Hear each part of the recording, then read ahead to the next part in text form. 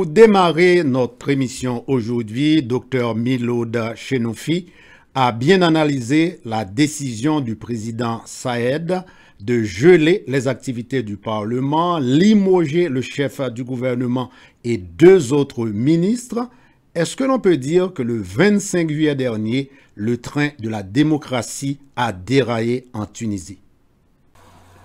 En fait, tout dépend de la perspective que vous adoptez. Alors, on peut commencer par la référence constitutionnelle sur laquelle le président Saïed s'est appuyé pour prendre ses décisions. Il y a dans la constitution tunisienne, qui est une constitution démocratique et libérale, un article 80 qui stipule qu'en cas de péril grave, le président doit ou peut prendre des mesures exceptionnelles et les imposer pendant 1 mois. Donc, de ce point de vue-là, le président a agi selon ce que stipule la Constitution.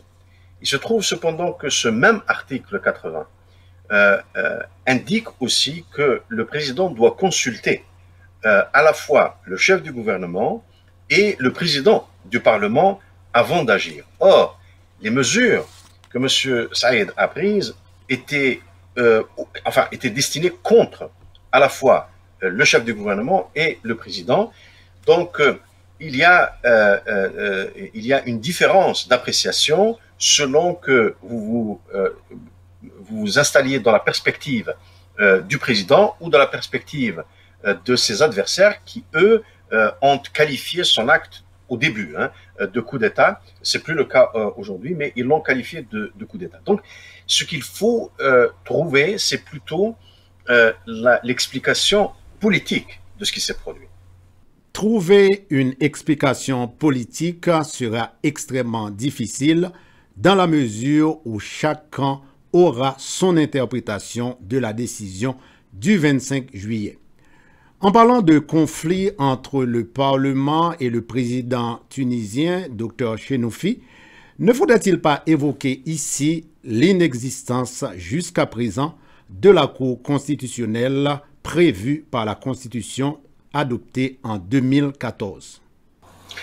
Et là, vous touchez en fait un problème de fond. Quand je disais il y a un instant qu'il faut comprendre la dimension politique de la crise, eh bien, l'absence de la Cour constitutionnelle est un indice très révélateur de ce qui a toujours manqué à la démocratisation en Tunisie. Donc, juste pour vos téléspectateurs, la Constitution que j'évoquais il y a un instant et qui a été votée en 2014, qui est encore une fois démocratique et libérale, prévoyait dans l'édifice institutionnel de la Tunisie la création d'une Cour constitutionnelle. Alors, cette Cour constitutionnelle était supposée être non partisane, formée donc de juges professionnels, de juges intègres et encore une fois qui se situent au-dessus des enjeux partisans politiques, si bien que lorsqu'il y a une crise entre les différents tenants du pouvoir exécutif, comme c'est le cas aujourd'hui en Tunisie, eh bien, au lieu que le président doive prendre des mesures exceptionnelles, eh bien, tout le monde se rapporte à cette Cour constitutionnelle et la Cour constitutionnelle tranche les conflits. Alors maintenant, on peut se poser la question, comment se fait-il que depuis 2014, cette Cour n'a pas été créée? Eh bien, la raison est que l'esprit non partisan de cette Cour-là n'arrangeait pratiquement personne. Pourquoi? Parce que les différents courants politiques en Tunisie eh bien, conçoivent la démocratie comme étant un moyen d'arriver au pouvoir et qu'ensuite, c'est à eux de dominer toutes les institutions de l'État. Et leur objectif, l'objectif de chaque courant politique, de chaque parti politique, a été de vouloir dominer la Cour. Le problème, c'est que cela a causé l'impossibilité d'aboutir à un consensus pour sa création, et c'est pour ça que ça n'a pas été créé.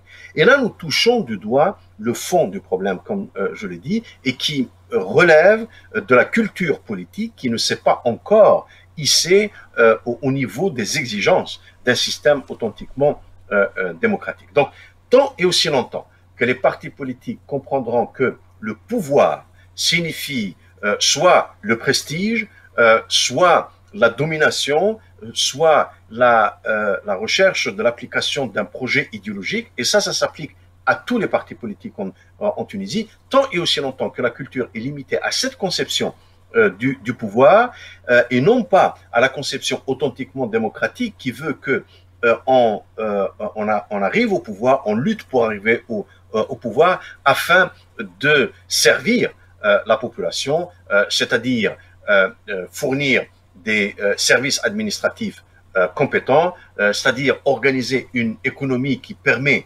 la prospérité du pays. Donc, tant et aussi longtemps que les Tunisiens et les Tunisiennes ne seront pas parvenus à un tel niveau de compréhension de ce que devrait être le pouvoir, eh bien, ce genre de crises vont nécessairement se répéter.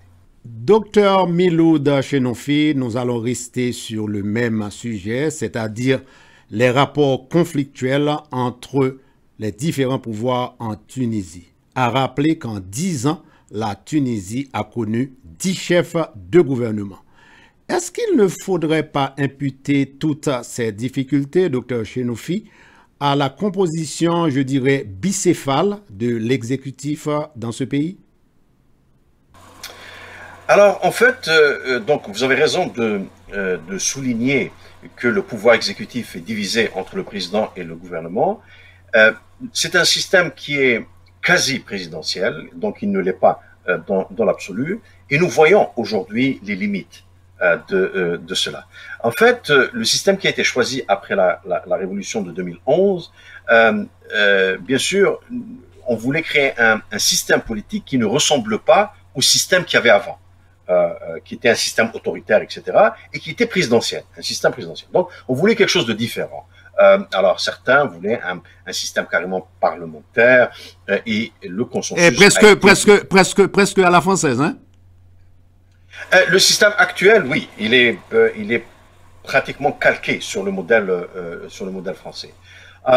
Et alors, bon, nous voyons les limites de cela. Et pour répondre maintenant directement à votre question, disons qu'après les élections législatives, le président nomme un chef du gouvernement en fonction des résultats des élections législatives et confie le gouvernement au parti politique qui a gagné les élections. Alors, les dernières élections, en fait, il n'y a pas eu de majorité absolue, donc il fallait qu'il y ait une coalition. Le problème, c'est que les limites que j'ai décrites tout à l'heure, sur l'incapacité des partis politiques à travailler ensemble pour le bien public, pour le développement économique, etc., puisque tout le monde cherche à appliquer un projet idéologique. Vous avez les islamistes d'un côté, les libéraux de l'autre, etc. Eh bien, tous les gouvernements qui se sont formés en Tunisie sur la base de l'appartenance partisane ont été d'une incompétence inqualifiable. Et donc, le président, à un moment donné, a décidé de nommer un chef du gouvernement technocrate. D'accord? Et M. Mechichi lui-même, hein, qui est un technocrate, pour régler justement le problème des luttes partisanes entre les différents courants. Et bien sûr, les partis politiques qui dominent le Parlement l'ont accepté. Ils l'ont accepté parce qu'il y avait une colère de la part de la population contre l'incompétence des gouvernements politiques. Et M. Mechichi a formé donc un gouvernement technocratique. Au début de l'année en cours, il a décidé de procéder à un remaniement de son cabinet et d'aller chercher de nouveau des ministres politiques. D'accord? Et le problème, c'est que le président a refusé de confirmer certains ministres dans leur poste. Pourquoi? Eh bien, tout simplement parce que ces ministres-là pesaient sur eux de sérieux soupçons de corruption. Donc, ce qui s'est produit, si vous voulez, c'est que le chef de gouvernement technocratique qui a été nommé par le président est allé négocier avec les adversaires du président, hein, d'accord, dont les candidats ont été battus aux élections présidentielles par le président, et a voulu les réintégrer au gouvernement. Et bien entendu, les individus, encore une fois, qu'ils ont choisis n'étaient pas les plus propres. Et donc, le président n'a pas aimé ça, et c'est la raison pour laquelle il a pris cette décision. Il y a un autre élément important qu'il faut tenir en ligne de considération, c'est que le président, quand il a agi, comme je vous l'ai dit, la référence constitutionnelle, elle n'est pas tout à fait justifiée, hein, puisque l'article 80 de la Constitution est un peu compliqué, il est sujet à interprétation. Mais ce qu'il faut savoir, c'est que quelques jours avant la décision prise par le président, les Tunisiens et les Tunisiennes sont sortis dans la rue pour dénoncer le gouvernement, pour dénoncer le Parlement. Ce que les Tunisiens n'aimaient pas, c'est le rendement tout à fait médiocre du gouvernement et du Parlement, et s'attendaient à ce que le président prenne des décisions. Donc, si vous voulez, la réalité est que le président s'est appuyé sur la colère populaire pour agir contre le gouvernement et le Parlement, et c'est la raison pour laquelle les décisions qu'il a prises se sont avérées des décisions populaires. Donc, c'est sur cela qu'il s'est appuyé pour agir. Les membres du cabinet ministériel, comment sont-ils choisis en Tunisie? Les ministres sont choisis par le chef du gouvernement, ok, et ensuite ils doivent prêter serment devant le président. Et le président a refusé de prêter serment. Ensuite, bien entendu, une fois que le gouvernement est formé, d'accord, il présente un programme devant le Parlement et le Parlement doit l'approuver. Là où le président est intervenu tôt cette année, c'était en disant ces ministres-là, nommés, sur lesquels pèsent des soupçons de corruption, je n'accepterai pas leur assermentation. La crise a commencé là. Si vous venez de nous rejoindre, vous suivez Caméra Mosaïque sur les chaînes publiques dans l'État du Massachusetts. Nous parlons de la crise politique en Tunisie avec comme invité le docteur Miloud Chenoufi. En effet, le 25 juillet dernier, le président tunisien Kais Saïed a pris la décision de geler pour un mois les activités du Parlement. Je souris toujours quand j'utilise le mot geler pour un Parlement démocratiquement élu. Le président tunisien a également renvoyé le Premier ministre Hichem Mechichi et révoqué les ministres de la Défense et de la Justice. Notre invité, Dr Miloud Chenoufi, est professeur de relations internationales et directeur des études supérieures au Collège des forces canadiennes à Toronto, au Canada. Dr Chenoufi, présentez-nous les principaux acteurs dans ce conflit en Tunisie, à commencer par le président Kais Saïed. Kais Saïed est un constitutionnaliste de formation et de profession. L'idéal, en fait, aurait été que ce monsieur devienne le président de la fameuse Cour constitutionnelle. Okay. La Tunisie aurait été en situation beaucoup plus confortable aujourd'hui si les partis politiques avaient su s'élever au-dessus des enjeux partisans primaires et s'accorder sur la Cour constitutionnelle. Eh bien, une personne comme M. Kais Saïed aurait été la personne toute désignée pour occuper un tel poste. Alors, puisqu'elle n'a pas été créée, lui, il s'est présenté aux élections présidentielles et en tant qu'indépendant, il n'appartient à aucun parti politique. Il n'appartient à aucun parti politique et ça, c'est un peu problématique parce que ça signifie qu'il est en perpétuelle négociation, en perpétuel marchandage avec les partis politiques qui dominent le Parlement. S'il avait un parti politique qui avait une présence au Parlement, il aurait pu s'appuyer dessus. Mais il ne l'a pas. Il ne l'a pas. Et je crois que ça, c'est un autre problème dans l'édifice institutionnel de la Tunisie. Le président aurait dû créer un parti politique. Il ne l'a pas fait. Maintenant, quand on vient au Parlement, le Parlement tunisien est fragmenté. Donc, vous avez un parti politique qui s'appelle Al-Nahda, qui signifie en arabe Renaissance. C'est un parti islamiste modéré.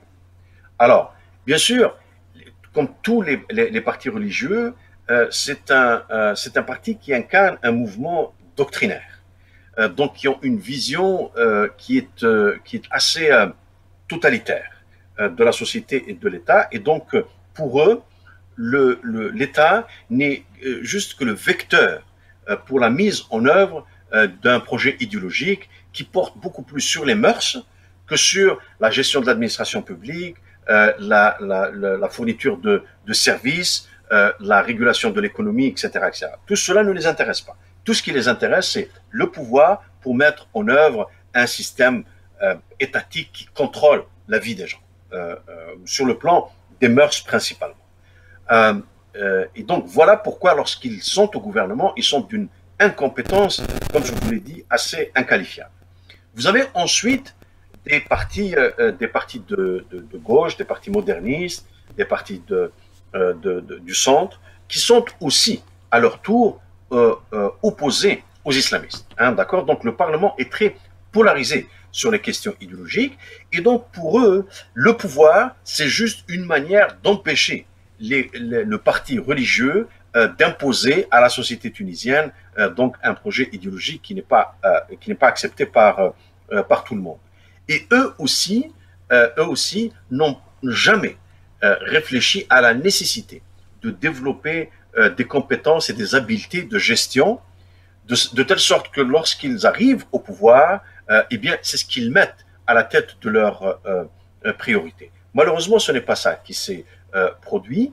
C'est la raison pour laquelle la population en Tunisie, elle est très, très en colère contre cette classe politique incapable de s'élever au-delà des enjeux partisans et idéologiques. Et puis, vous avez aussi, malheureusement, en Tunisie, comme partout ailleurs dans le monde, eh bien, des opportunistes pour qui le pouvoir, c'est juste une affaire de prestige et qui vont tout faire pour arriver au pouvoir. Alors, quand vous avez un ensemble de ce genre-là, eh bien, vous ne pouvez pas éviter, comme je vous l'ai dit, un gouvernement incompétent, et vous ne pouvez pas éviter non plus les problèmes contre lesquels les Tunisiens et les Tunisiennes se sont élevés il y a une dizaine d'années, pendant le printemps arabe, c'est-à-dire la corruption, la mauvaise gouvernance, le népotisme, etc. Donc, voilà en quoi consistent donc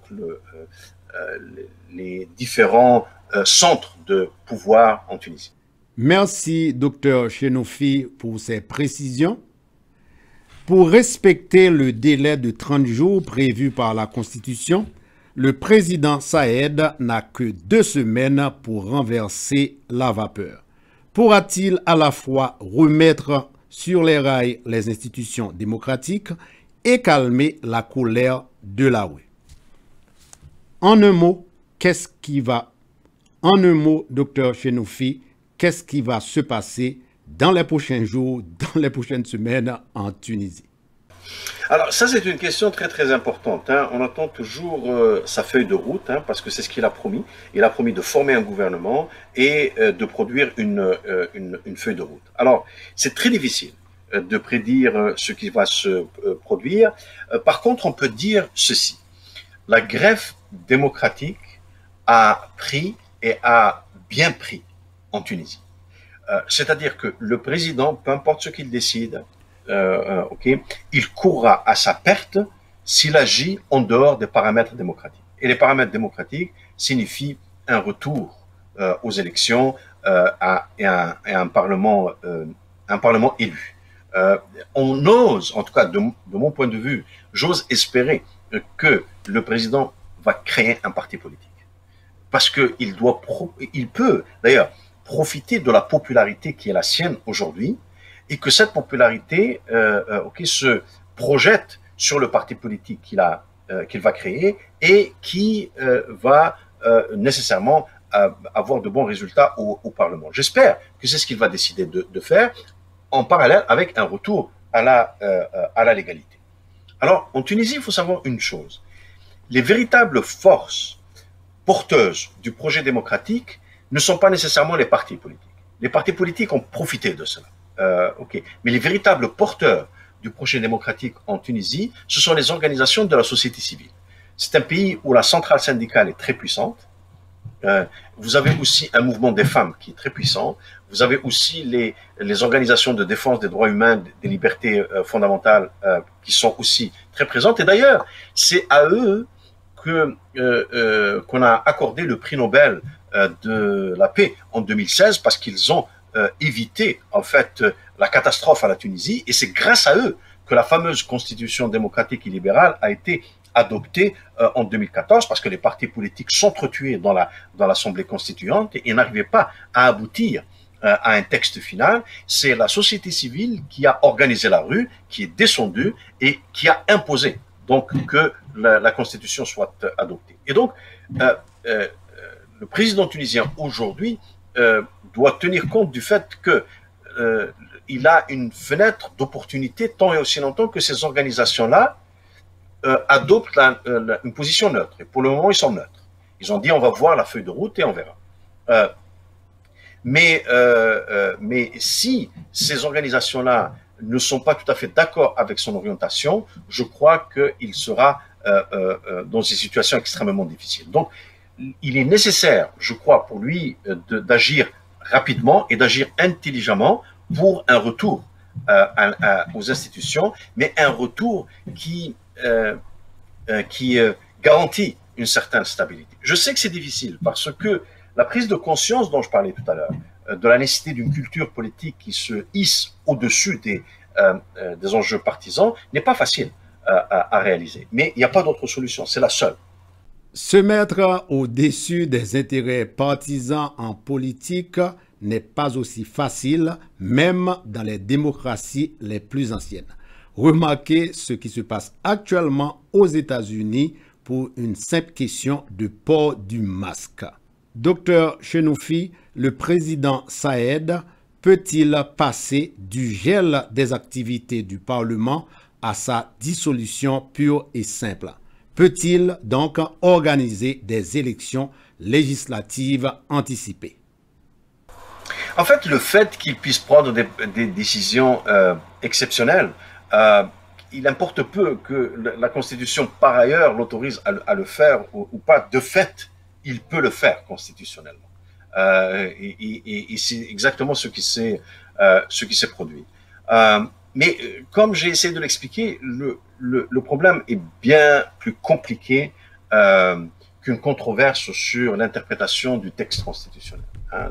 Le problème est éminemment politique et il relève de la conscience politique des acteurs en Tunisie, et cela est beaucoup plus complexe à régler que les questions constitutionnelles. En fait, les questions constitutionnelles se règlent d'elles-mêmes une fois que vous avez en anglais on dirait le mindset nécessaire pour le fonctionnement démocratique des institutions, qui ne privilégie pas les ambitions idéologiques et se concentre sur les priorités de la population. Et les priorités de la population ont été, depuis le début, d'abord la bonne gestion, l'absence de corruption, donc la bonne gouvernance, et ensuite une économie prospère qui garantit donc une vie dans la dignité de la population. Et je crois que pour que les partis politiques se concentrent sur ces éléments-là, il est nécessaire qu'ils dégradent, si vous voulez, dans l'ordre des priorités, leur position et leur ambition idéologique. Et de cette manière-là, eh bien, il sera plus facile un retour à la démocratie et un fonctionnement institutionnel stable. Pour terminer, Dr Chenoufi, si je vous comprends très bien, le président Kais Saïed peut miser sur sa popularité et la colère de la rue pour dissoudre le Parlement et organiser du même coup des élections législatives anticipées. Exactement. Vous savez, la popularité ne dure pas toujours longtemps ni éternellement. Hein. Votre popularité en politique est une fenêtre d'opportunité. D'accord? Alors, dépendamment de votre niveau de sagesse, vous allez utiliser cette fenêtre d'opportunité d'une manière ou d'une autre. Comme je l'ai dit, j'espère qu'elle va être utilisée par le président de la manière la plus sage. La manière la plus sage est qu'il se dote d'un parti politique et qu'il retourne aux élections et à la légitimité électorale. Docteur Miloud Chenofi, merci de nous avoir aidés à comprendre cette grave crise politique que vit la Tunisie depuis le 25 juillet dernier. Je vous souhaite bonne chance avec la reprise de vos cours au Collège des Forces canadiennes à Toronto, au Canada. Merci à vous. Au revoir. Au revoir.